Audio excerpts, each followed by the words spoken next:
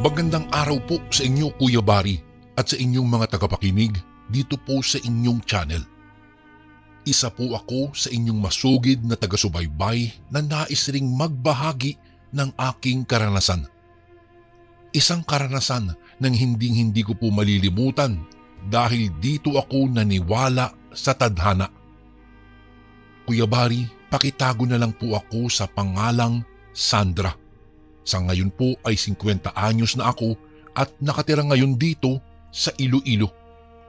Hindi ko na po babanggitin pa ang ilang mga detalye ng lugar at pangalan ng mga taong sangkot sa kwentong ito. Ito'y para proteksyonan ang bawat miyembro ng aking pamilya at ang alaala ng aking mga magulang na yumao na. Nangyari po ito noong ako'y dalaga pa lamang. Walang nobyo pero nakatakda ng ikasal noon sa isang lalaking hindi ko kilala. Uso pa kasi noong araw yung mismong magulang ang pipili o makikipagsundo sa kabilang partido para sa pagdaraos ng kasal. Dati nga pala kaming taga-kapis ang aking pamilya. Kuya Bari, masasabi kong mabait ako noong araw pero matigas po ang aking ulo. At napatunayan ko iyon lalong-lalo na nang bigla kong sabihin sa ama ko na di ako sang-ayon sa kanilang binabalak. Hindi naman po sa ayaw ko ang ganoong estilo ng tradisyon pero ayaw ko pa rin talagang mag-asawa. Masyado pa akong nasisiyahan sa buhay kong bilang isang dalaga, yung buhay malaya. Galit na galit po ang aking ama noon. At halos masampal niya ako nang paulit-ulit ko siyang sinasagot ng pabalang. Isang buwan ang binigay niya sa aking palugit para makapag-isip-isip daw ako at makapagdesisyon kung papayag ba talaga ako o hindi. Bahala daw ako kung anong gusto kong mangyari sa isang buwan na iyon. Basta, sabi niya, bumalik ako at sabihin sa kanya na payag na ako sa gusto nilang mangyari. Sa totoo lang po, wala na talaga akong pag-asa noon kahit sabihin pa niyang gawin ko na ang lahat ng gusto kong gawin sa loob ng isang buwan. Dahil alam ko sa kasalang iyon pa rin ang bagsak ko. Wala akong ligtas. Nagdesisyon akong magbakasyon sa isang resort sa Iloilo sa pagmamay-ari ni Lolo Mario. Isa sa naging libangan ko doon ay ang pagtambay sa mga dalampasigan at doon nagmumuni-muni ng mga bagay-bagay. Hanggang isang gabi, dahil sa lalim ng mga iniisip at kalungkutan sa buhay ay hindi ko namalayan ang pagpatak ng malakas na ulan. At isa pa ay hindi ko namalayan na 2 linggo na pala ako halos doon at kailangan ko nang bumalik sa aking mga magulang. Matatapos na kasi po ang palugit sa akin. Kailangan ko nang gawin ang utos ng hari. Hari ang turing ko sa aking tatay dahil bawat sabihin nito ay parang isang batas na hindi pwedeng suwayin. Nauubos ng parang upos ng sigarilyo ang aking oras pero magulong-magulo pa rin ang aking isipan. Hindi kayang pagtakpan ng magandang tanawin ang lahat ng aking mga pasanin. At dahil sa mga problemang iyon, ay para akong laging lutang at wala sa sarili. Saka na lang ako bumalik sa tamang wisyo nang maramdaman ko ang panlalamig nang tumila na ang ulan. Nagpasya na akong umuwi. Naglakad-lakad ako sa dalampasigan pabalik sa inuupahang kong bahay. Pero saglit akong natigilan nang may makitang tao na nakahandusay sa pampang. Tingin ko noon Kuya Bari ay wala siyang malay. Naisip ko kaagad na tulungan siya at gawin ang basic life support. Naisip ko na baka nalunod yung tao kaya agad kong ginawa ang CPR. Isa nga pala akong empleyado ng munisipyo noon at nagtatrabaho bilang isang nurse sa isang health clinic kaya may alam po ako sa pagliligtas ng tao sa oras ng panganib o emergency. Inilagay ko ang aking palad sa gitna ng dibdib ng lalaki at inumpisahan na ang kompresyon. Pagkatapos ng 30 pagbomba ay binigyan ko ito ng 2 rescue breath o paghalik para mabigyan ng hangin ang nilalapatan ng paunang lunas. Ngunit walang responde po ang katawan ng taong iyon, kaya nagpatuloy ako sa aking ginagawa. Hanggang sa pangatlong halik ay biglang tumugon yung lalaki. Mainit, mapusok at tila sinusubukan akong akitin. Nanlaki ang aking mga mata nang mahimasmasan ako sa nangyari. Itinuring kong pagnanakaw ng halik ang kanyang ginawa. Suklam na suklam ako sa lalaking iyon noon dahil sinira nito ang una kong halik. Isang malakas na suntok gamit ang nakakuyom kong palad ay pinadapo ko iyon sa kanyang mukha. Agad siyang umalma nang sabihin kong isa siyang manyak. Sabi naman niya, hindi naman daw siya nagnakaw ng halik na iyon. Kusa ko daw iyong inilapit. Magpasalamat pa daw ako dahil pinatulan niya ako sa ginawa kong paghahalik. Agad ko siyang sinigawan dahil maling-mali ang sinabi nito. Iniligtas ko lamang siya dahil ang akala ko ay aksidente siyang nalunod. Pero papaano daw siya malulunod? Siya yung isa sa pinakamagaling na diver sa buong Pilipinas.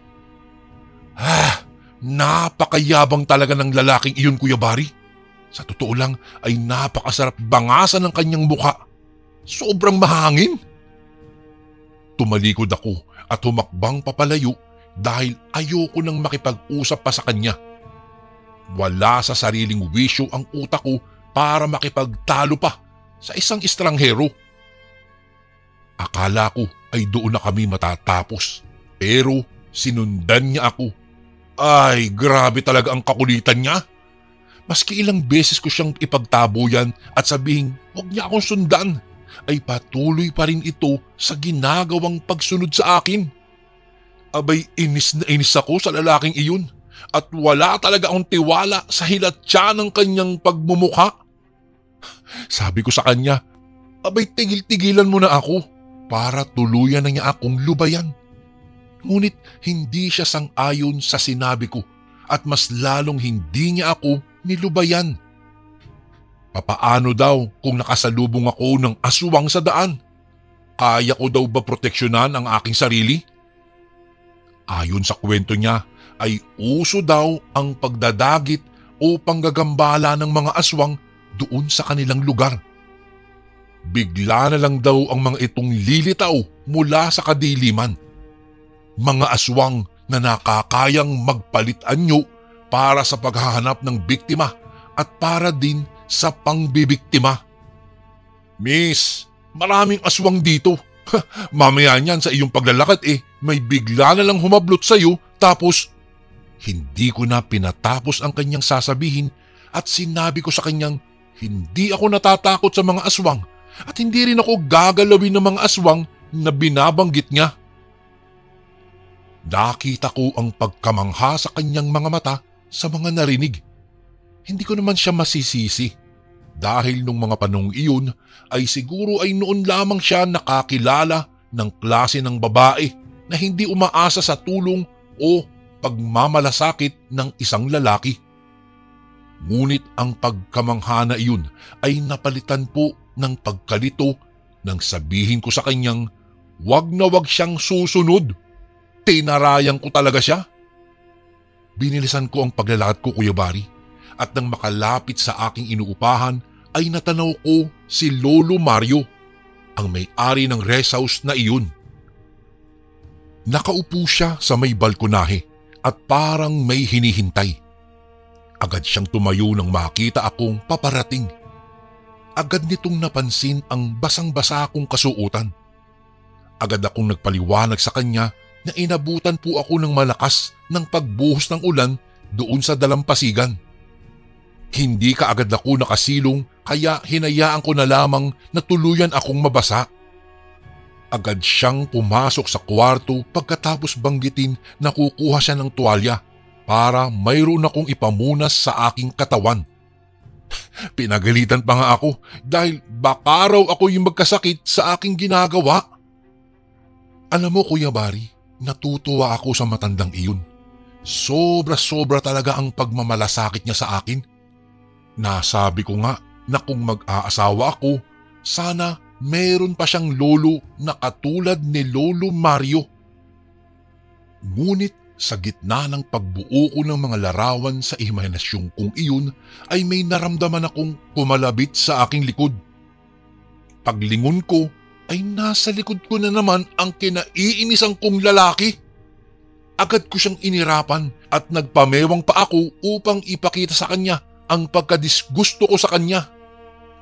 Tinawag ko pa nga siyang stalker eh. Pero puro tawa lang ang sinagot niya.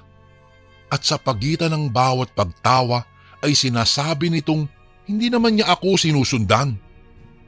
Sa gitna ng aming pagtatalo ay biglang narinig kong sabi ni Lolo Mario na tinatawag niya ito sa pangalang Mike. Kilala niya ito at mukhang hindi lang basta-basta kilala. Kilalang kilala niya. Nagulat talaga ako at medyo napahiya sa lalaking iyon nang malaman ko na apo pala siya nung may-ari. Nagkulong ako sa kwarto dahil sa tindi ng aking kahihiyan. Pero sinundan niya ako roon para sabihin na ipinagluto daw niya ako ng sopas. Inaya niya akong kumain. Ayoko sana, kaso ay talagang nagugutom na ako. Hindi rin kasi ako nakapagtanghalian noon. Nakatatlong mangkok ako ng sopas Kuya Bari. Masarap kasi magluto itong si Mike. Ako na ang nagboluntaryong maghugas ng aming pinagkainan. Ayaw niyang pumayag nung una pero nagpumilit ako at sinabing pambawi iyon sa pagsusungit ko sa kanya. Ilang minuto habang ginagawa ko noon ang trabahong iyon ay naramdaman kong parang may nakamasid sa akin. Pagkatapos kong hugasan ang mga pinggan ay dumiretso ako sa sala para makisali sa kanilang panunood ng TV. Nabaling ang atensyon ko sa bukas na bintana dahil parang hindi ako komportable. Palagay ko ay may nakatingin talaga sa akin Kuya Bari eh. Nangilabot ako dahil sa isiping iyon. Lumapit ako sa bintana at sa di inaasahang pagkakataon ay may tao akong nakita na nakatayo 10 metro ang layo sa aking kinaroroonan. Tinanong ko ang aking mga kasama kung nakikita ba nila ang aking nakikita o kilala ba nila ang nakatayong tao sa harapan ng kanilang bakuran. Ngunit hindi nila ito makita. Hindi ko magawang maipaliwanag kung bakit ako lamang ang nakakakita sa nilalang na iyon. Agad na bumundol ang kaba sa aking dibdib nang maisip na baka nga hindi tao ang nasisilip kong tao sa labas. Pinagbintangan ko pa nga si Mike na baka gino-good time lang niya ako at nagkukunwari siyang walang nakikita. Pero ganun din ang naging reaksyon ni Lolo Mario. Ngunit sa kabila nito, pinilit ko pa rin sa kanila na mayroon talagang tao na kanina pa nakatayo doon sa harapan ng kanilang bahay. Hindi maaninag ang mukha. Nang mahimasmasan ay naisip kong baka naligaw na tao lamang iyon o di kaya naman na isang taong nangangailangan lamang ng tulong. Agad kong sinabi na tulungan namin ang taong iyon, subalit agad akong sinuway ni Mike. Dahil imposible daw na may tao pang gagala-gala sa kanilang lugar ng ganoong oras. Partida ay umuulan pa ng mga oras na iyon. Sa pagkakasabi niyang iyon, agad akong napasigaw nang makita ko ang biglaang pagliyad ng kanyang katawan at pag-ikot ng kanyang ulo. Agad namang pinasara ni Lolo Mario ang mga bukas na bintana. Anya, aswang ang nakikita ko. Amoy na amoy daw nito ang samyo na dinadala ng hangin. Masangsang at masakit daw sa ilong. Ilang minuto pa ay naamoy ko na rin iyon, Kuya Bari. Ay halos masuka talaga ako at di ko kinaya ang mabahong amoy na iyon. Nanuot ito sa ilong ko. Si Mike ang agad na tumugon sa kanyang lolo at tinanong ito kung bakit nagkaroon ng aswang sa kanilang lugar. Automatiko akong napatingin sa kanyang direksyon. Naalala ko kasi na iyon ang ipinanakot niya sa akin sa may dalampasigan. Ano ba't ito'y nagtataka na may aswang nga akong nakikita? Isang sarkastikong katanungan agad ang ibinato sa kanya at ipinaalala na ito ang nagsabing mayroong ngang mga aswang sa kanila. Palipat-lipat naman ang tingin sa amin ni Lolo. Nagtapat naman itong nagbibiro lamang daw siya. Hindi naman daw niya alam na totoo nga na mayroong ganoong nilalang sa kanilang lugar. Bigla akong napahawak sa braso ni Mike nang gumuhit sa langit ang isang matalim na kidlat at dumagundong kasunod ang kulog. Ngunit imbis na kalamayan ang aking loob, ay sinabi ba naman itong nanananching daw ako sa paghawak ko sa matitipuno niyang muscle sa braso? Agad akong bumitaw at nagkunwaring di ko gusto ang aking nahawakan. Pero sa totoo lang, Kuya Barya, sa isip-isip ko ay talagang napapahanga ako sa mga muscles na iyon at yung amoy niya. May hatid na kakaibang kiliti sa aking imahinasyon. Ano Mike, kapal mo naman ha. Sa'yo na lang yung braso mo, ipalaminate mo. Madiin kong sinabi iyon upang di niya mahalata na napahiya ako sa kanyang tinuran. Isang matalim na irap din ang pinakawalan ko pagkatapos kong bitawan ang kanyang mga kamay. Salamat naman at di na ako ang napagdiskitahan niya pagkatapos nun. Agad niyang tinanong ang lolo kung ano ang aming gagawin, pero sabi niya ay wala. Hihintay na lamang daw namin ang umaga dahil hindi naman makakapasok ang mga aswang na iyon. Sinabi nilang magpahinga na lang daw muna ako sa aking silid at sila na ang magbabantay sa sala. Nagpaalam na ako at marahang pumasok sa aking silid. Kinaumagahan, nang magising ako ay wala na sa bahay ang maglolo. Iniwan nila sa mesa ang isang sulat. Binasa ko iyon at sinabing may mahalaga daw silang lakad. Nagtimpla na lamang ako ng kape at nagpainit ng tinapay para sa aking agahan. Nang matapos akong mag-almusal ay naisipan kong maglinis bilang pambawi sa mabait na matanda. Malapit na akong matapos sa aking gawain nang maramdaman kong tila uminit muli ang aking pakiramdam. Parang may kasama ako noon sa bahay. May mga narinig kasi akong kaluskos doon sa kusina. Agad naman akong naghanap ng kahoy o tubo na maaari kong magamit na panlaban kung sakaling mang may pumasok na magnanakaw. Dahan-dahan akong nag-ikot at nagmasid noon sa paligid.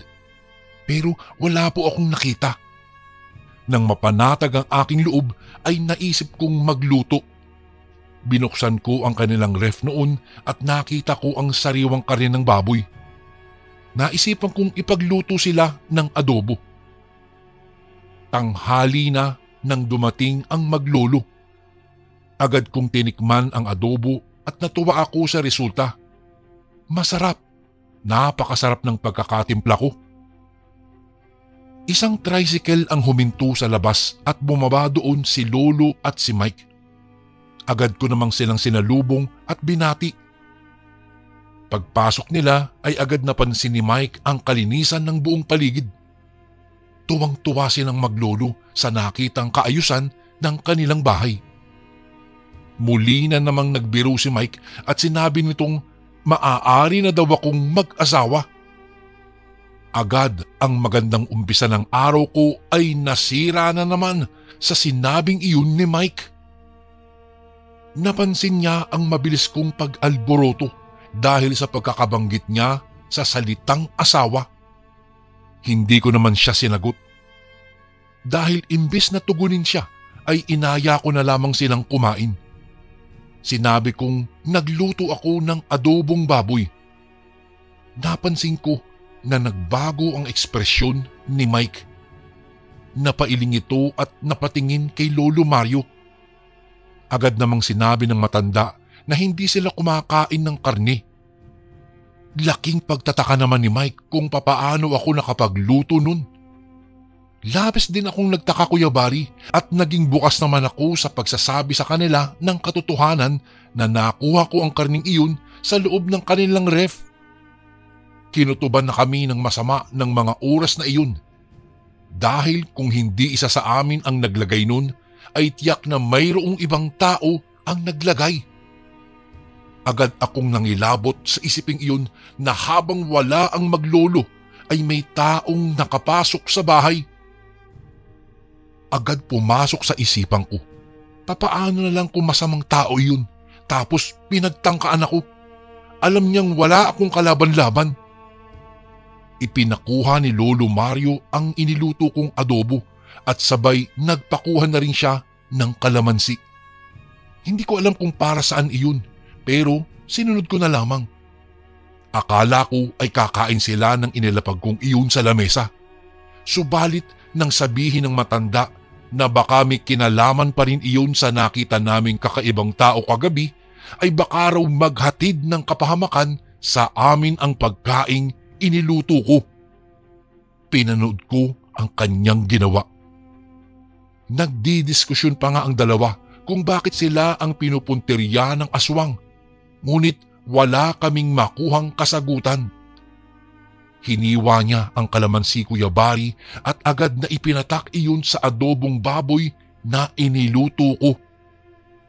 Sa unang pagkakataon, nasaksihan ko ang ganoong nakakakilabot na senaryo.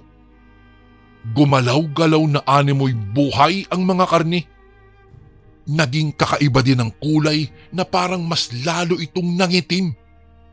Itim na rin ang kulay ng mantika at konting sabaw na natira sa kawali. Agad sinabi ni Lolo Mario na hindi daw ordinaryong karne ang baboy na iyon. Hindi niya sigurado kung ano, pero alam niya na may lason ang pagkaing iyon. Agad akong natigilan at kinabahan nang marinig ko iyon, Kuya Bari. Naalala ko kasi na tumikim ako noon. Nag-alala ako para sa aking buhay. Ganon din ay kinabahan ako dahil baka isipin ng mga kasama ko sa bahay na iyon na may balak akong lasunin sila. Namutla ako at nanahimik sa isang sulok. Napatingin sa akin si Mike at tinanong ako. Napansin siguro na para akong binuhusan ng suka. Ayos ka lang ba? Wika ni Mike sa akin. Hindi ako nakasagot ng diretso sa kanya. Nang walang ano-ano'y sinabi ng matanda na nakakita na daw siya noong bata siya ng ganoong klase ng karne noong magbaksyon sila sa Kapis.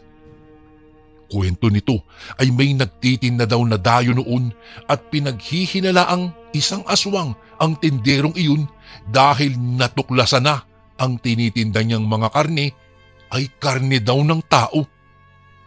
Isa daw iyon sa dahilan kung bakit mula noon ay hindi na kailanman tumikim o kumain ng karne si Lolo Mario.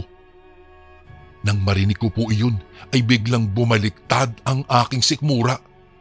Dumiretso ako kaagad sa lababo at doon ako nagsuka. Umiyak ako noon, Kuya Bari, sa harapan ni Mike at Lolo.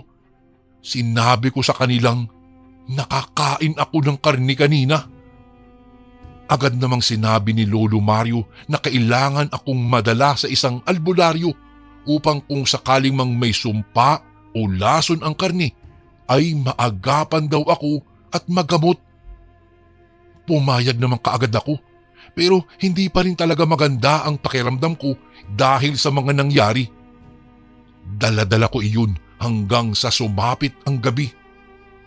At para kumalma, pumunta ako muli sa dalampasigan at doon ako'y nagmuni-muni.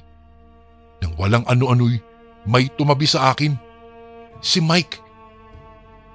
Nagpaalam ito kung maaari daw man niya akong samahan. Hindi na ako nag-inarte pa, Kuya Bari, dahil sa totoo lang po ay nagiging komportable na ako sa pakikipag-usap kay Mike. At isa pa ay mukhang kailangan ko talaga ng kausap. Tinanong niya ako kung hindi daw ba ako takot sa aswang. Siyempre, takot ako, pero hindi naman ako pwedeng matakot habang buhay. Kailangan kong matutong harapin ang lahat ng bagay na aking kinatatakutan. Napansin kong napakunot ang kanyang noo dahil sa aking tinuran. Magkwento raw ako sa kanya. Handa daw siyang makinig sa mga kwento ko. Nagsimula na nga ako magkwento. Isinalaysay ko sa kanya ang lahat-lahat, kung papaano nagsimula at kung bakit ako nandoon sa lugar nila. Nakita ko ang kanyang gulat sa mukha niya nang sabihin kong sinusubukan kong takasan ang mga magulang ko na nakikipagsundo na ipakasal ako sa isang lalaking hindi ko namang kilala at gusto. Maya-maya pa, narinig ko siyang tumatawa. Nakaramdam tuloy ako ng pagkapahiya. Pero agad din niyang binawi iyon at sinabing natawa lamang siya dahil mukhang parehas daw kami ng pinagdadaanan. Siya din daw ay nakatakdang ipakasal sa isang babaeng ni dulo ng kuko nito ay hindi pa niya nakikita. At ayun din daw ang dahilan kung bakit siya naroroon sa kanyang lolo. Nagtatago daw ito at ayaw pa istorbo sa kanyang mga magulang. Nagtawanan na lang kami pagkatapos. Pinagtawanan namin ang mga magulang namin na hindi man lang kami binigyan ng pagkakataon na makapamili ng taong gusto namin. Maya-maya'y tinitigan ako ni Mike at doon niya inamin na nagkakagusto na daw siya sa akin at wala siyang ibang gusto sa mga oras na iyon kung hindi ako lang. At kung susuway daw siya sa kagustuhan ng mga magulang ay ako ang pipiliin niya. Sa kauna-unahang pagkakataon, Kuya Bari, nakaramdam ako kung papaano kiligin. Akala ko talaga nung una ay natuwa lang ako sa pagkakaparehas naming dalawa, pero hindi eh. Hindi kasi siya nawala sa isip ko mula noon. At habang naglalakbay ang oras ay mas lalo ko siyang nagugustuhan. Pero pinigilan ko iyon dahil alam kong wala kaming pag-asang dalawa. Iyon ang katotohanan na kahaharapin naming dalawa. Kaya bago pa man lumalim ang nararamdaman namin para sa isa't isa, ay pinutol ko na. Umuwi na ako ng Kapis. Gabi na nang dumating po ako doon, pero naabutan kong bukas pa rin ang pintuan ng aming bahay. Tahimik akong pumasok. May narinig akong nagtatalo sa loob ng silid ng aking mga magulang at wala silang ibang pinagtatalunan kung hindi ako. Galit na galit si tatay. Nanlaki ang mga mata ko nang unti-unti kong naiintindihan ang kanilang pinag-aawayan. Parang alam nila ang bawat detalye ng mga nangyayari sa akin, sa aking bakasyon, at kilala nila si Mike. Nasa panig ko si nanay, samantalang si tatay naman ay hindi. Doon ko napag-alaman na sinundan nila ako sa Iloilo. At ang mas ikinagulat ko, sila din ang nanloob sa bahay nila Lolo Mario at Mike at sila ang naglagay ng karne ng tao. Doon ko nalaman na aswang pala ang mga magulang ko. Narinig ko iyon mismo sa bibig ni tatay. Pumasok ako sa kanilang silid at nagulantang sila nang makita akong nakatayo sa likod ng pinto. Inamin ko sa kanilang narinig ko ang lahat ng sinabi nila. Pero mas pinili kong kumalma kesa ang sumbatan sila. Nakipagsundo ako sa kanila dahil yun lamang ang naisip ko para iligtas sila sa patuloy na pagkakasala. Pumayag na ako sa kagustuhan nilang magpakasal sa lalaking ipinagkasundo sa akin. Nasusundin ko ang lahat-lahat ng gusto nila, ngunit sa isang kondisyon. Tatalikuran nila ang mga gawaing nakasanayan nila, ang pagiging aswang. Alam kong hindi iyon magiging madali para sa kanila, kaya sinabi kong kung hindi sila makikipagsundo sa akin ay kakalimutan ko sila. Lalayo ako at di na muling magpapakita pa. Ginawa ko lang iyon dahil alam kong ako ang kahinaan nila, Kuya Bari. Umaga pa lang ay narinig ko nang nagkakagulo sa sala. Marahil ay dumating na ang kanilang mga bisita. Hindi naman ako nakaramdam ng kahit na anumang pananabik na makilala si Michael, yung lalaking pakakasalang ko raw. Naisip ko lang, kung si Mike lang sana iyon, hindi na sana nahirapan pa ang aking mga magulang para kumbinsihin ako. Kaso hindi. Wala akong gana na lumabas ng bahay. Dumaan ako sa likuran para hindi nila ako makita. Mayroong asul na kotse na nakaparada sa bakuran namin doon sa likod ng bahay. Bumaba yung lalaking sakay-sakay ng kotse. Nagulat talaga ako, Kuya Bari, nang makilala si Michael. Siya si Mike. Pumasok na kaming dalawa sa bahay na magka-holding hands. Tuwang-tuwa yung mga magulang ni Mike nang makita kaming ganoon sa isa't isa. Pero yung reaksyon ni tatay ay iba. Nanlalaki ang mga mata niya habang pinagmamasdan ang lalaking katabi ko. Pasalamat kayo, tay. Hindi sila kumakain ng karne. Bulong ko sa aking ama. Kuya Bari, sa ngayon ay masaya na kaming nagsasama ni Mike bilang mag-asawa. May 3 na rin kaming anak at mayroon na rin silang sariling mga pamilya. Sa ngayon po, masasabi kong malaya na kami sa sumpa ng pagiging aswang dahil bago pa man kami magpakasal ni Mike ay lihim kaming nagpagamot ng buo kong pamilya. Ngunit nabigo ang albularyo na gamutin o alisin pa ang pagiging aswang ng aking mga magulang dahil matagal na daw iyong nananalaytay sa kanilang mga ugat at malaki na rin ang alaga nilang ibong pispis na siyang dahilan kung bakit natatakam pa rin sila sa mga sariwang karne at sa karne ng mga patay na tao. Mabuti na lamang at kahit aswang ang mga magulang ko noon, ay nalaman kong hindi naman pala sila pumapatay ng tao. Inamin nila sa akin na nagnanakaw daw sila ng mga bangkay sa sementeryo at iyon ang kanilang kinakain sa mga araw na di nila mapigilan ang pagkatakam sa ganoong klaseng pagkain. Wala nang aswang sa aming pamilya. At iyon ang isang pinakamasayang pangyayari sa buhay ko, ang makalaya sa sumpa ng pagiging aswang. Hanggang dito na lang po ang aking kwento, Kuya Bari, at sana po'y mabasa niyo rin po ito sa inyong channel. Lubos na gumagalang, Sandra.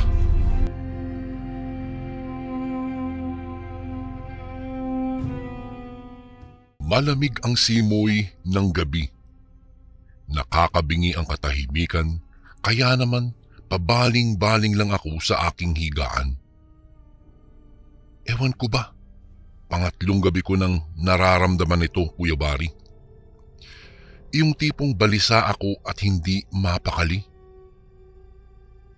Ang madalas na nangyayari, bumabangon ako para magtungo sa kusina at iinom ng tubig. Tapos saglit akong uupo sa sofang yari sa kawayan para pakiramdaman ang ingay sa labas. Ikatlong gabi ko nang naririnig ang animoy nagkukubkob na ingay na iyon sa parting kaliwa malapit sa may pinto. Sumasabay ang tunog ng baboy na tila ba sinisinok, kaya naman muli akong tatayo sa kababalik na naman sa aking higaan. Sasampa ako sa kama at magtatalokbong na naman. Alam kong mahirap mag-isa, ngunit wala naman akong magawa. Masyadong nakakatakot tuklasin kung anuman ang mayroon sa labas at gumagawa ng ingay. Naging mapayapa lang ako nang dalawin na naman ako ng antok. Unti-unti na ding nawala ang aking takot hanggang sa tuluyan ng maglakbay ang aking diwa sa mundo ng mga panaginip. Kinaumagahan, maaga pa rin akong nagising. Halos kakasikat lang din ng araw. Medyo bata pa ang liwanag kaya naman pupungas-pungas akong bumangon saka nagtungo sa kusina. Inaantok pang isinalang ko ang takuri. Nang makita kong maayos na ang pagkakapatong noon sa kalan, ay lumabas ako ng bahay para bumili ng mainit na pandesal sa tapat. Maraming tao roon nang dumating ako. Halos hindi sila maawat sa kanilang pag-uusap. Ayon sa aking nasagap na balita, may biktima na naman ang mabangis na gumagalang aswang sa aming lugar. Kinabahan na naman ako nang maalala ang nangyari kagabi. Iyong may likha ng ingay sa labas ng pinto, aswang nga ba ang may gawa nun? Bago pumasok sa bahay ay nahagip ng aking paningin ang kapirasong punit na laylayan ng damit na naiwan sa bandang ibaba ng bintana. Naalala ko na. Sa bandang iyon ko naririnig ang tila nangangalmot na matutulis na kuko tuwing gabi. Nakakakilabot ng tignan ang bakas ng mga kuko na bumakat sa kawayang dingding. Dinampot ko ang kapirasong tela at sinuri. Sigurado ako, babae po ang may-ari noon, Kuya Bari. Babae lang naman ang nagsusuot ng duster sa aming lugar. Ni bakla hindi pinapatos ang klase ng damit na iyon. Tuluyan na akong pumasok sa bahay at tahimik na nag-almusal. Ganito naman talaga ako palagi. Walang mintis ang pag-iisa. Nasanay na po ako. Wala na akong mga magulang. Lingid po sa inyong kaalaman, Kuya Bari. Pinatay ang aking nanay at tatay ng grupo ng mga aswang. Sadyang kay babangis ng mga nasabing nilalang sa probinsya. Mahirap silang kalabanin. Malalakas at maraming pambihirang kakayahan. Minsan, naisip ko kung nagkataong malaki na ako noong mga panahong pinatay sina nanay at tatay, ay malamang isinama na ako ng mga aswang. Nagkataon lang po na hinatid ako ng aking nanay sa aking lola nang may nangyari noong gabing iyon. Sa kasamaang palad, inatake rin si lola sa puso matapos malaman ang mga nangyari sa aking mga magulang. Dahan-dahan, lumaki akong kakaiba sa lahat. Hindi ako naglalaro o nakikihalubilo sa kahit na sino mang tao. Wala akong kaibigan at higit sa lahat, mapagmatsyag ako sa buong kapaligiran. Hindi ko na kasi magawang magtiwala sa iba. Nakakatakot traidorin ng mga taong buong akala ko ay nakasuporta sa akin. Ang tatay ko po ay isang albularyo kung hindi niyo po na itatanong. Kaya niyang gamutin ang mga taong inangkin ng mga masasamang elemento, mga aswang at mga multo. Pero hindi niya nailigtas ang kanyang sarili laban sa mga aswang. Akala niya kasi kaibigan niya ang mga ito. Ngunit nagkamali po siya. Noong gabing nangyari iyon, sinugod sila ng halos isang batalyong aswang. Pinagtulong-tulungan silang dalawa at walang itinira. Hindi ko po alam, Kuya Bari, kung bakit parang galit na galit ang mga aswang sa aking mga magulang. Hindi naman sila yung mga klasing taong mapang-abuso. Gumagamot lang sila ng may sakit. Kaya naman hindi ko rin maiwasang makaramdam ng hinanakit. Kung matapang lang sana ako, baka marahil na ipaghiganti ko na sila. Kinagabihan, muli na namang namayani ang takot sa aking dibdib. Hindi ko po maiwasang mag-isip ng kung ano-ano dahil alam ko sa ganitong oras gumagala ang mga nakakahindik na nilalang. Naririnig ko na naman ang pamilyar na animoy sinok ng baboy na nasa labas at may kinakalmot na naman. Hinawakan ko ng mariin ang telang natagpuan ko kanina. Ang sabi sa akin ni tatay noon, may alam siyang ritual para sa mga aswang na nananakot tuwing gabi. Basain lang daw ng langis ang anumang gamit na naiwan nito, saka ipahid sa buong bahay. Aakalain niyang kauri ang may-ari ng bahay na tinatakot niya. Sa ganoong pagkakataon po, magpapakita ito. Makikipag-usap ito at ako na ang huhusga kung paparusahan ko raw ba ang manlilinglang na aswang o hindi. Ganyan daw po kasi, Kuya Bari, ang ugali ng mga aswang. Mahilig silang magpanggap, kaya ang nangyayari, madalas mabiktima ang tao kasi aakalain nilang nakakaawa nga naman ang mga mapagpanggap. Ipinikit ko ang aking mga mata, saka muling dumilat. Ilang gabi na akong ginagambala ng aswang na ito, kaya naman kailangang tapusin ko na ang paghihirap ko. Kinuha ko ang langis na ibinigay sa akin ni tatay noong gabing pinatay sila. Ipinadala iyon ni tatay sa lola ko habang inihahanda ang mga gamit ko. Binasa ko ang kapirasong tela ng langis, saka ipinahid sa buong bahay. Wala akong nilampasan. Maging kaliit-liitang sulok ay binasa ko. Naging abala ako sa loob ng ilang minuto hanggang sa mapansin kong kumakalma ang mga pagkalmot. Bago ko po ipagpatuloy ang kwentong ito ay may request sana ako sa iyo, kasundo. Isang pindot lang ito, kasundo, sa subscribe button namin. Malaking tulong po ito sa amin, kasundo, upang mapagpatuloy pa namin ang mas marami pang magagandang kwento. Salamat sa pag-subscribe mo, bagong kasundo. Yung baboy na nakita kong kumukubkub sa lupa ay dahan-dahang nagbabago ng anyo at naging isang matandang babae.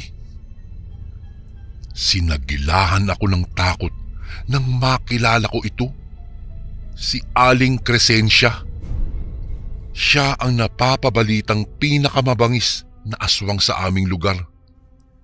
Marami ang may nagnanais na makatuklas sa kanyang tunay na pagkatao, ngunit wala namang nagtatangkang makipaglapit sa kanya dahil lahat ng nakakasalamuhan niya ay biglaan na lang nagkakasakit at namamatay. Ang sabi nga ng iba, may sumpa raw ang pagkaaswang nitong si Aling Crescencia. Kaya nitong manlinlang at magpanggap bilang isang mabuting tao. Ngunit sa huli ay siya din palang magtutulak sa isang tao para mapahamak. Duda ko, kaya nagkakasakit ang mga taong nakikipaglapit sa kanya ay dahil inaaswang na niya ito ng paunti-unti. Tinatagan ko ang aking loob at naupo sa sofa. Nagbilang ako ng 1 hanggang 10. Nakakaapat pa lang ako sa pagbibilang ay may kumatok na sa pinto. Mararahan at tila ba nagpapaawa. Maya-maya lang narinig ko na ang boses ni Aling Crescencia na tinatawag ang aking pangalan. Pumintig ang ugat ko sa ulo at sumabay ang malakas na kabog sa dibdib. Hindi ko alam kung ano nga ba ang aking gagawin. Ngunit habang naiisip ko na kung palagi akong matatakot, talagang walang mangyayari sa akin. Kung kaya't tumayo ako at dahan-dahang lumapit sa pinto. Marahan ko iyong binuksan saka sumilip sa labas. Nakita ko si Aling Crescencia at mataman akong tinitigan. Maya-maya pa, bigla siyang humingi ng paumanhin sa akin, kaya nagtataka ako at tinanong kung bakit siya humihingi ng pasensya at kung ano ang sadya niya sa akin sa ganoong oras ng gabi. Anya, napadaan lang daw siya at uuwi na din. Tinanong pa nga ako kung bala ko daw bang sumama sa lakad niya mamayang hating gabi dahil may sakit raw ang isa sa mga matatandang pinagmamasdan niya sa kabilang baryo. Umiling ako at tinanggihan si Aling Crescencia. Alam ko namang pang-aaswang ang ibig niyang sabihin dahil akala niya aswang rin ako dahil sa ritual na ginawa ko sa kanya. Nginitian ko lang siya at sinabing may sarili akong lakad at wala akong balak na magsama ng kahit sino. Ngumisi lang siya sa akin sabay umalis na, kung kaya't nagmamadali kong isinara ang pintuan. Hindi niya alam na halos mamatay ako sa takot dahil sa aking pakikipag-usap sa kanya. Nagulat na lang ako nang makarinig ako ng ingay na tila ba pakpak na ikinakampay. Nagmamadali akong sumilip sa labas at nagimbal nang makitang may pinapahid siya sa kanyang buong katawan. Napasinghap ako nang paunti-unti siyang nagbago ng anyo hanggang sa magpalit anyo siya bilang isang aswang. Pinagpawisan ako ng malamig, Kuya Bari. Hindi ko lubos akalaing makakakita ako ng aswang sa tunay na buhay. Nanginig ako at pinaglaro ang aking imahinasyon. Marahil kagaya ni Aling Crescencia ang aswang na bumibiktima sa aking mga magulang. Nagsilbi itong babala sa akin na hindi lahat ng aswang ay mapapagkatiwalaan. Minsan talaga, kailangan din natin silang linlangin upang layuan nila tayo at katakutan. Siguro, hindi na niya ako guguluhin, pero hanggang kailan nga ba? Tuwing gabi, bago matulog, nagiging abala ako sa paggawa ng ritual na nakagawian ko. Hindi ako magpapatalo kay Aling Crescencia o sa kahit sinong aswang na nagbabalak na takutin ako para biktimahin kagaya ng mga ginawa nila sa iba. Ito na lang ang magagawa ko upang maprotektahan ang sarili ko laban sa mga nilalang na likha ng dilim. Di kalaunan, mula kasi nang mapagkamalan din akong aswang ni Aling Crescencia dahil sa pinapahid ko sa dingding, bigla siyang nagkasakit at naratay sa kama. Ipinagtanong ko kung saan ito nakatira. Ito na siguro ang pagkakataon na inaantay ko upang maningil at para matahimik na ang mga kaluluwa ng aking mga magulang. Noong matuntun ko ang bahay ni Aling Crescencia, kumabog ang dibdib ko. Hindi ko alam, Kuya Bari, kung itutuloy ko ba ang plano ko o hindi nung mga panahong iyon. Mas namagitan pa rin ang galit sa puso ko kaysa takot. Marahan akong kumatok sa kawayang pintuan nito. Walang sumasagot, kung kaya't sumilip ako sa siwang ng pintuan at nakita ko ang nakaratay na matandang babae. Bahagya kong itinulak ang pintuan at napagtanto kong hindi ito nakasara. Kung kaya't pumasok ako sa bahay nito. Tumambad sa aking harapan ang isang nanghihinang aling Crescencia. Lumapit ako sa kanya at nagwika, "Kilala niyo po ba ako? Naaalala niyo po ba ang mga ginawa ng mga kalahi niyo sa mga magulang ko?" Tumitig lang ito sa akin na parang naguguluhan siya. Noong mga panahong iyon, Kuya Bari, ang tingin ko po ay wala na siyang lakas para sumagot pa. Kitang-kita ko sa mga mata niya na parang umaamin siya, na parang alam niya ang mga tinatanong ko. Huminga ako ng malalim. At dahil doon ay nagpasya na akong gawin ang nararapat. Dinukot ko mula sa aking bag ang isang supot ng asin.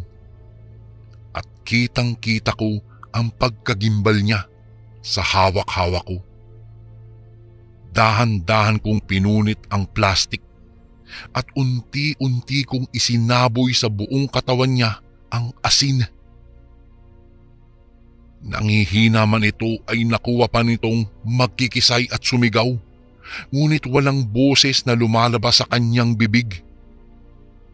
Binudbud ko mula ulo hanggang paa hanggang ubusin ko ang isang buong plastik ng asin sa katawan niya. Bahagya akong napaatras noong makita na nagbabago ang balat niya. Tila naaagnas ito at parang nabubulok. Maya-maya'y naramdaman kong tumutulo na lang ang luha mula sa aking mga mata. Tapos na. Nabigyan ko na ng katarungan ang aking mga magulang.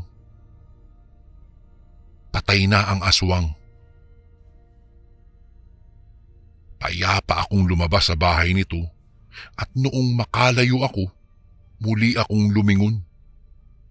At gulat na gulat ako, Kuya Bari, nang makitang lumiliyab na ang bahay ng matandang aswang. Hindi ako may gawa noon, ngunit hindi ko alam kung papaano. Sa katunayan niyan, marami ang natuwa nang mabalitaan nilang namatay na ang matandang aswang.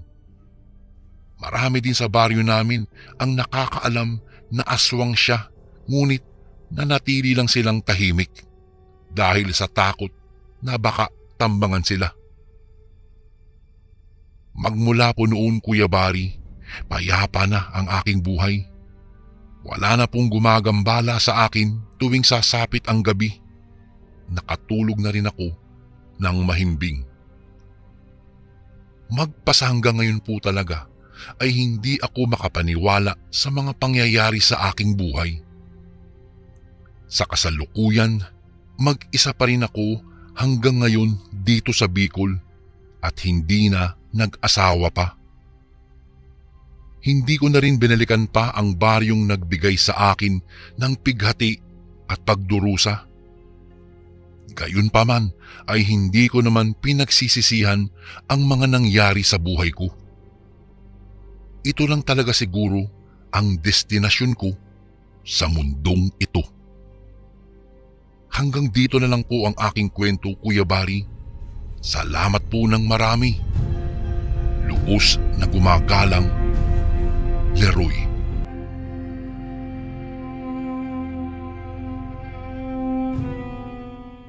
Magandang araw po sa inyo, Kuya Bari. Itago mo na lang po ako sa pangalang Agnes. Isa po akong photographer. Tuwing may okasyon sa kahit saang parte ng lugar na kinaroroonan ko, palagi po akong abala sa pagkuha ng mga litrato. Dati po ay libangan lang ito. Pa-picture-picture sa mga kaibigan at naghahanap ng mga magagandang tanawin. Nakakatuwa lang isipin na ngayon po ay pinagkakakitaan ko na ito. Kasakasama ko ang aking pinakamamahal na kamera saan man ako magpunta. Gusto kong kunan ang magagandang pangyayari sa buhay ng bawat tao na magsisilbing isang magandang alaala sa paglipas ng panahon. Ang totoo po niyan, Kuya Barry, marami na din naman akong suki na tumatawag kapag kailangan na nila ng taong kukuha ng bawat eksena sa buhay nila. Aaminin ko po, hindi ko maiwasang kiligin sa tuwing nakukunan ng litrato ang bawat titigang puno ng pagmamahal sa isa't isa. Isang araw, nakatanggap ako ng tawag mula sa dating classmate ko noong high school. Gusto niyang maging photographer ako sa kasal ng kanyang ate na gaganapin sa Negros Oriental sa susunod na buwan. Noong una po ay nagdadalawang isip po ako. Malayo kasi ang lugar na iyon at hindi ko pa kabisado kaya naman nag-aalangan akong bumiyahe. Napao lang talaga ako nang sabihin niyang magiging triple ang kikitain ko sa nasabing trip, lalo na't marami raw silang bisita ng mga kakilalang politiko sa nasabing lugar. Kaagad akong bumiyahe nang ipadala niya sa akin ang paunang bayad. Malaking halaga iyon, Kuya Barry, at talagang malaki ang magagawa para makapundar din ako ng aking pinapangarap na studio. Napagtanto kong malayo pala sa Maynila ang Negros. Halos 1 oras ako sa loob ng eroplano pero ayos lang naman. Wala namang nakakapagod, lalo na't relax na relax lang ako habang naghihintay ng aking sundo. Sa Sibulan lumapag ang sinasakyan kong eroplano kaya bandang 2:00 ng hapon ay nasa arrival area na po ako. Ang sabi ni Josie, yung kaklase ko, ang kapatid niyang ikakasal ang susundo sa akin na nakilala ko sa pangalang Eric. Matangkad po na tao si Eric at mistiso. Maingay at palangiti na klasing tao. Habang kami ay lulan ng kanyang kotse na minamaneho niya, ay marami na siyang naikukwento sa akin kagaya na lang ng mga nakakatakot na lugar sa kanila sa Manhuyod.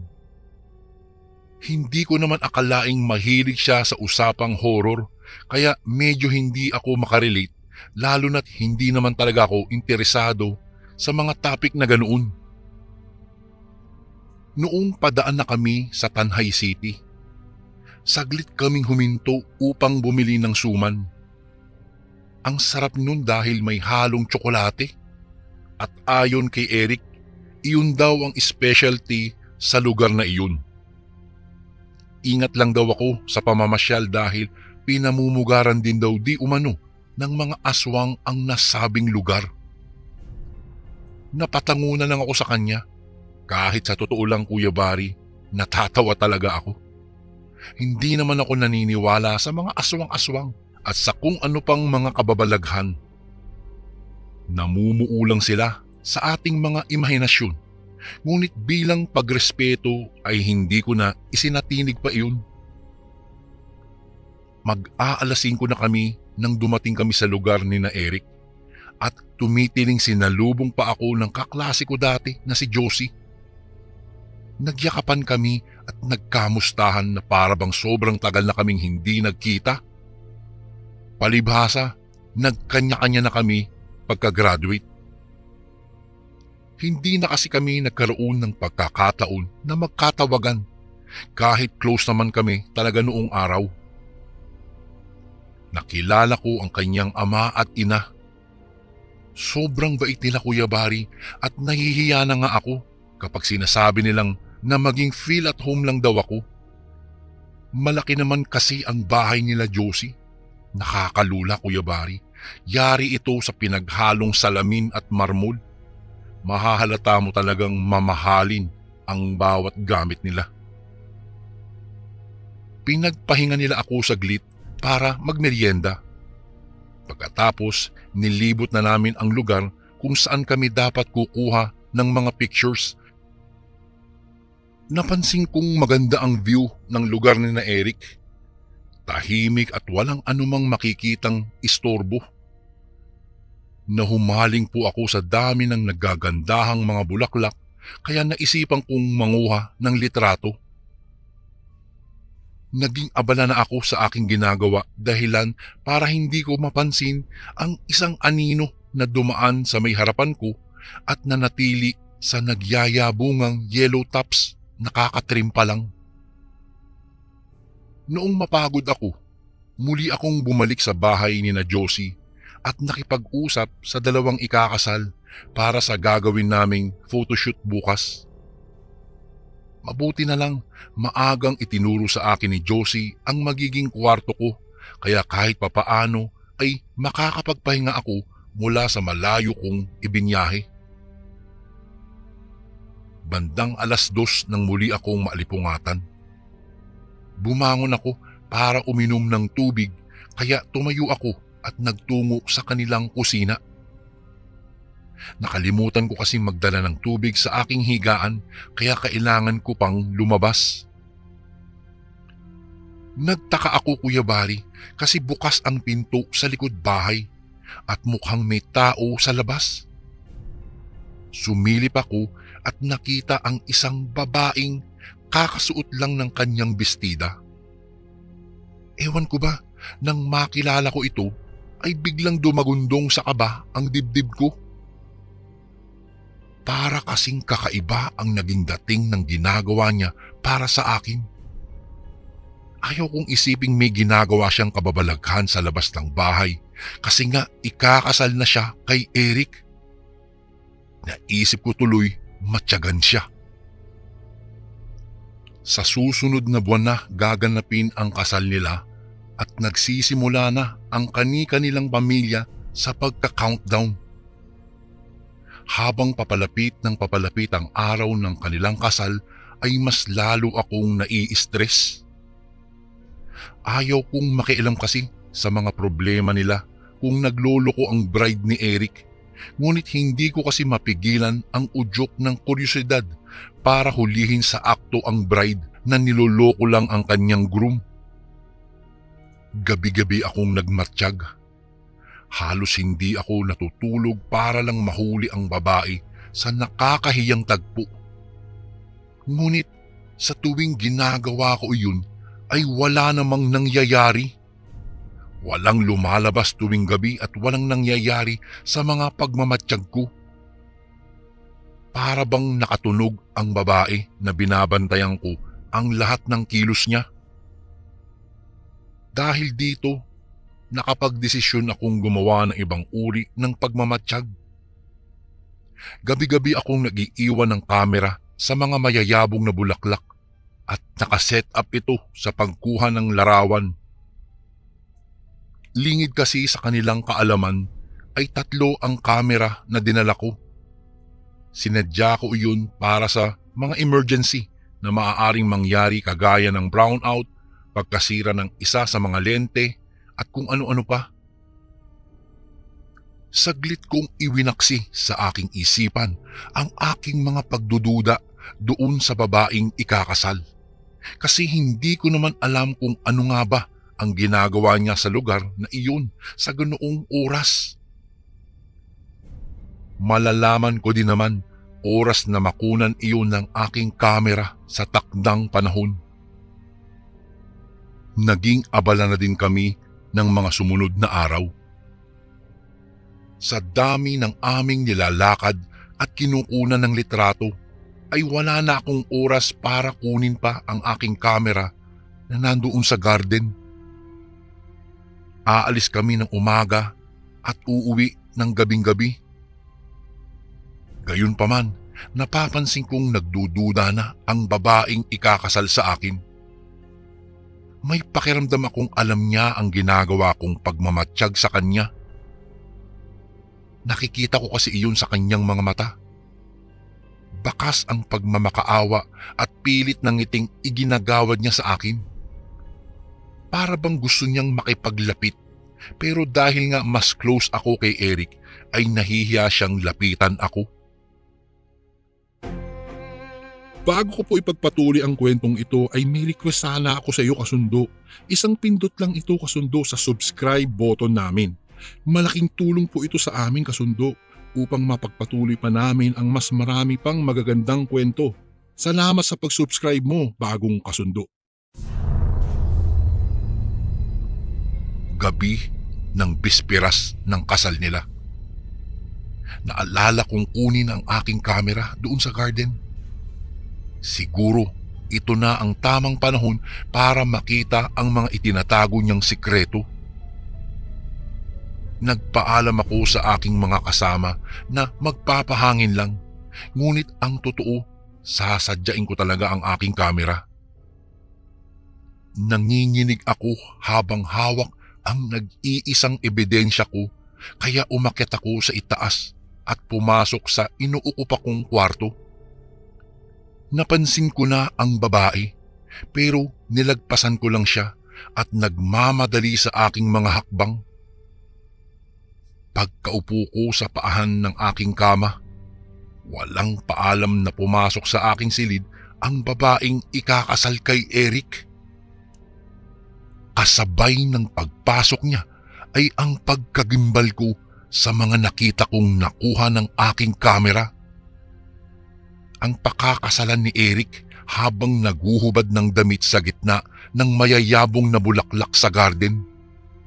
Nagpapahid ito ng kung anong likidong nasa loob ng isang botelya na siguro ay langis sa buong katawan niya.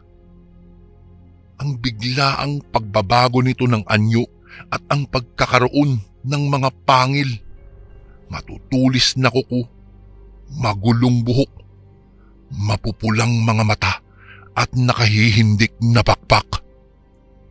Ang pag-angat at paglapag nito mula sa ere, pati na ang pagbitbit nito ng kung anumang bagay na nasa malapot na dugo ay nakuha pa ng aking kamera.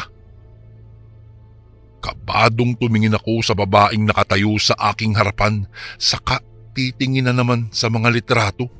Nakunan ko pati ang kaliit-liitang detalye ng pagbabagong anyo niya. Hilam sa mga luha ang kanyang mga mata nang mapatitig ako sa kanya.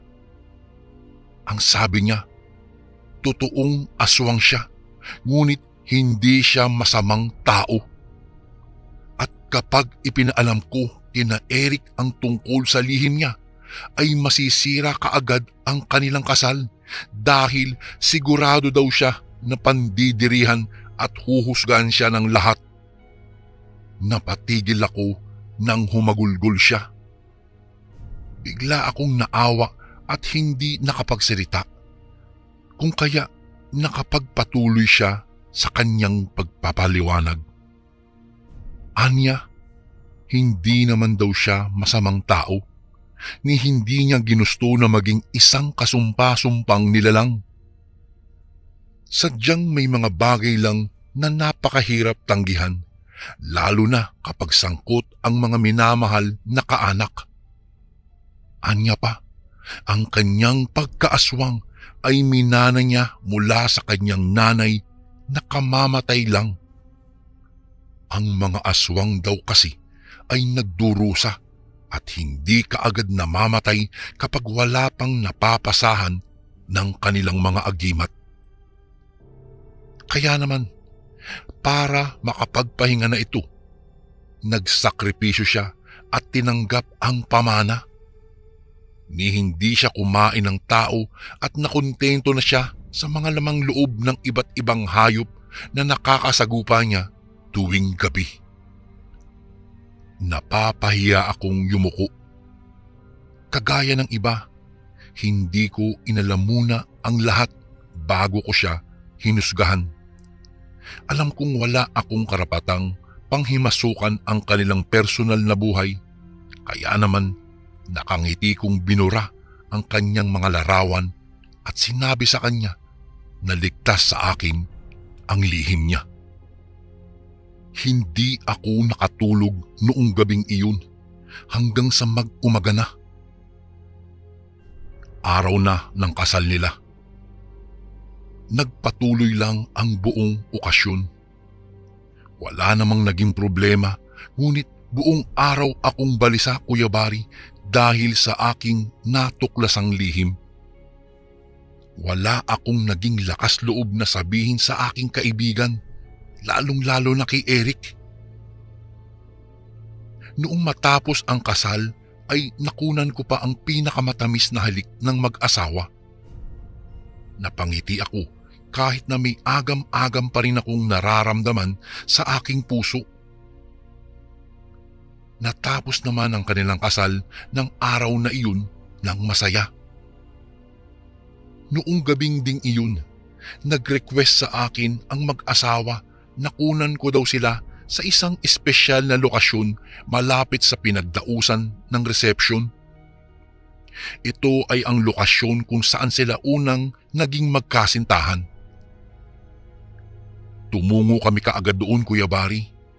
Pagdating namin doon ay sakto namang nagpakita ng liwanag ang buwan. Nakita ko ang ngiti na parang tuwang-tuwa ang babaeng ikinasal dahil doon. Pumwesto sila sa isang matarik na burol kung saan sila una na naging magkasintahan. Pumwesto na ang bagong kasal doon at handa na sila para sa kanilang unang larawan bilang mag-asawa. Kumuha lang ako ng kumuha ng mga larawan, ngunit ang pinakahuling larawan ay ang pinaka-espesyal sa lahat, Kuya Bari. Dahil noong maglapat ang kanilang mga labi ay saktong nasa sentro ang buwan sa gitna nila. Perfect shot, ika nga. Matapos iyon ay nagyaya na si Eric para bumalik sa aming tirahan. Ngunit sa kanilang pagbaba mula sa matarik na burol, may nangyaring hindi kapani-paniwala. Biglang nadulas ang babaeng ikinasal mula sa kanyang kinatatayuan at nahulog ito sa malalim na bangin.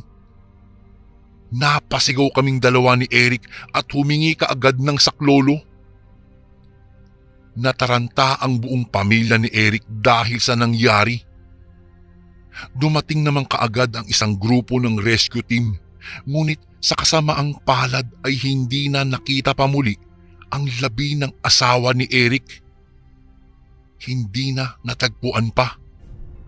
Lungkot na lungkot kaming lahat noong gabing iyon. Kinabukasan, noong araw ng aking pag-alis pabalik sa Maynila, ibinigay ko na ang mga larawan na nakunan ko sa kasal nila Eric. Malungkot man sila'y tinanggap nila ito. Habang nasa eroplano ako, ay binuksan ko ang aking kamera upang silipin ang mga huling sandali ng babaeng pinakasalan ni Eric. Halos malaglag ako sa kinauupuan ko noong makita ko ang senaryo noong nandoon sila sa burol. Lahat ng kuha ng babae ay makapanindig balahibo, Kuya Bari. Dahil nagpakita siya doon bilang isang aswang habang humahalik siya sa kanyang asawa. Lahat ng mukha niya sa larawan ay anyong aswang ang aking nakita. Natakot man ako, ay napaisip ako. Marahil ay naging dahilan lang niya ang pagkatalisod at ang pagkalaglag niya sa bangin na iyon. Marahil ay hindi niya rin matiis ang nararamdaman niya at winakasan na niya ang kanyang pagiging pagkaaswang. Marahil sa oras na ito ay nalaman na rin ni Eric ang lihim ng kanyang naging asawa. Wala na rin akong naging balita mula nang nangyari ang kakilakilabot na pangyayaring iyon. Isang pangyayaring hindi ko po malilimutan. Isang kwento ng pag-ibig na nagtapos sa isang trahedya. Isang pagkakataon na nakunan ng aking daladalang kamera. Hanggang dito na lang po ang aking kwento, Kuya Bari. Salamat po ng marami. Lubos na gumagalang, Agnes. And again, maraming salamat po mga kasundo. Don't forget to subscribe and i-click nyo lang po yung bell na button para updated po kayo sa mga upcoming videos namin na paparating. Maraming salamat po ulit. God bless and ingat po lagi dyan. Ito po si Kuya Bari at ako ang Sundo.